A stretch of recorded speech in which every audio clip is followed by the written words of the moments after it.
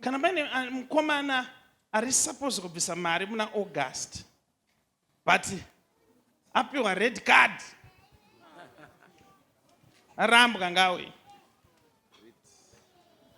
Aripo Father. oya ngawe no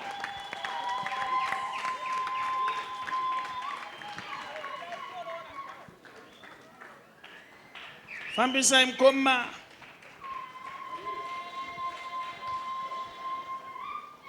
Kasitepu ke muna ane heartbreaker. Tarisa kumberi, mira ipapo, tarisa kumberi. Mukomana ndiri kuoneswa inini uri kutoedza kunamata. Pane minamato hobwe yauri kuita kuti musikana wako adzore moyo uende kunobvisa mari. Amen, Prophet. Ndo zvauri kuda ndikubatsire. Amen, Prophet. But kaminamato yandiri kuona yauri kunamata iyi, makatotsanya imi. Hauzi wako chete, ndiani ari kubatsira kutsanya? Nina sister wangu andaya nao Prophet. Ndo ari kubatsira kutsanya? Ndo anobatsira kutsanya. Masista manyama, uyai.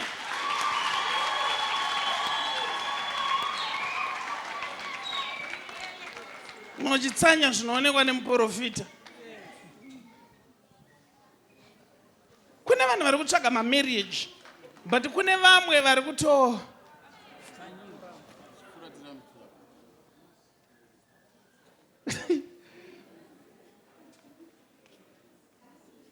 murai zvenyu papo varwere maoko vana. Sister makadi. Ndipangu makadiwo Prophet. Ndiri kuoneswa inini uya prayer warrior unonamata zvekurevesa.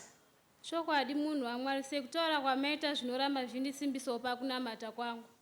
I love it. I love it.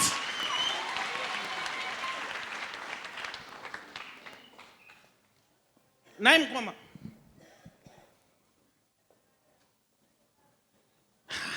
Ndokushawa ndotanga kupi. All right.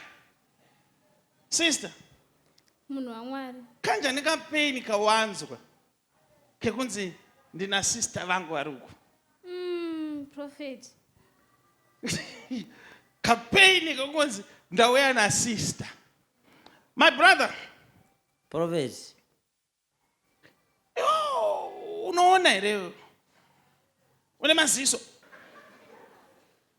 Use uchimuti sister. Ndomuta sister notano tamana sisi wangu saka ndomona sa sisi wangu.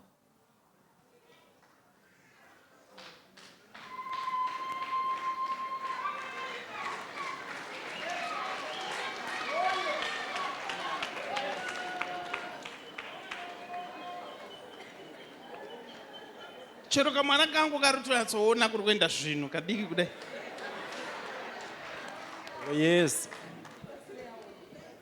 But unozviziva here kuti uyu wauri kuti sister anomira newe stereki kana ukanga uchistreseka. Ndiye munhu anenge achingokubvunza kuti wazodii? Maita sei? Ndoziva Prophet nupesi pando pesa anomira neni zvisingaiti. Ehe. Kana mabirthday yako ese anokuitira ka something. Pese Prophet, pesa anomira neni Prophet.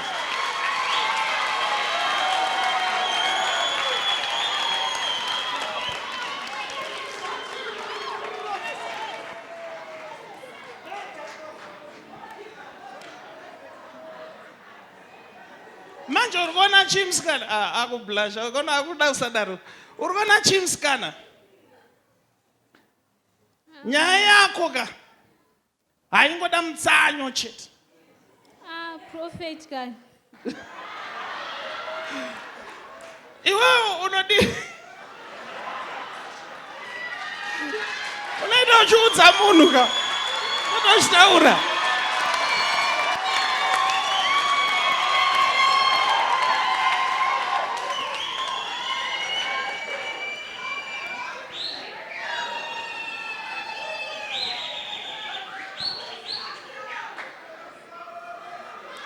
Naye mukomana. Prophet. Inini mamwe mazwi ndiri kuti uyu musikana uri kuti sister akatonyura murudo. Andizive Prophet. Ndinoda kuudza urikuona imimi muri kufambira nyaya kuti wakatsanya kuti dheti riite zvakatsanyira wemanje ari kutongoti dai muprofita vangoonesa munhu uyu.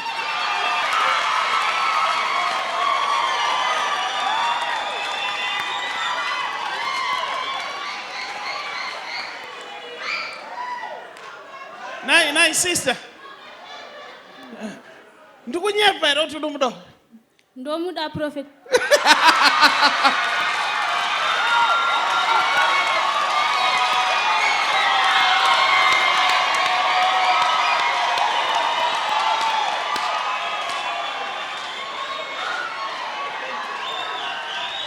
Rasvika shoko mukereke pamberi pemufundisi.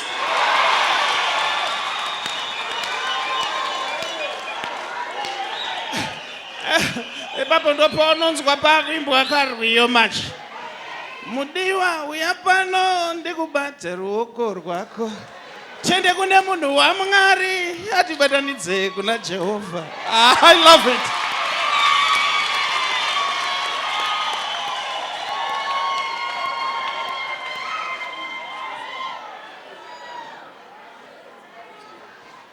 Now, nekuti haana kunyara musikana uyu kutaura rudo mukereke mune vanhu.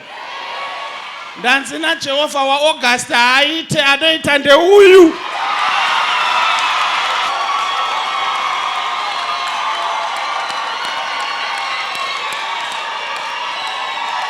Mfana.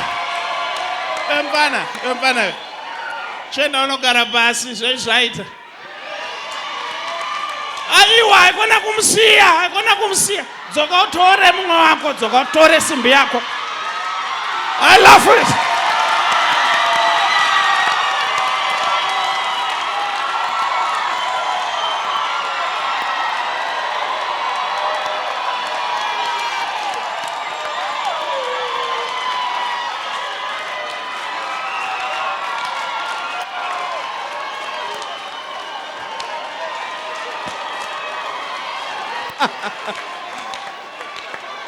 Amazing. Love is a beautiful thing. Pagadziswa nyaya zvekudaro anga akatsanyira zviripo musikana.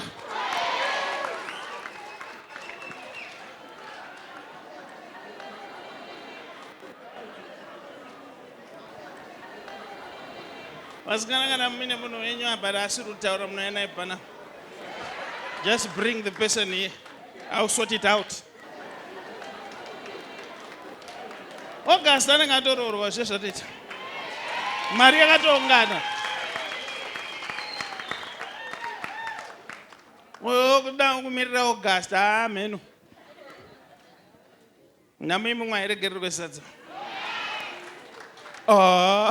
Kuregerera namimi mumwe sadza. Afana join testimony mai manja. Ndikutoona maroro. Outfit. Wakashingirira musikana. Mabirthday eso chimoti komana idzi kusaona kwacho kakanyanya.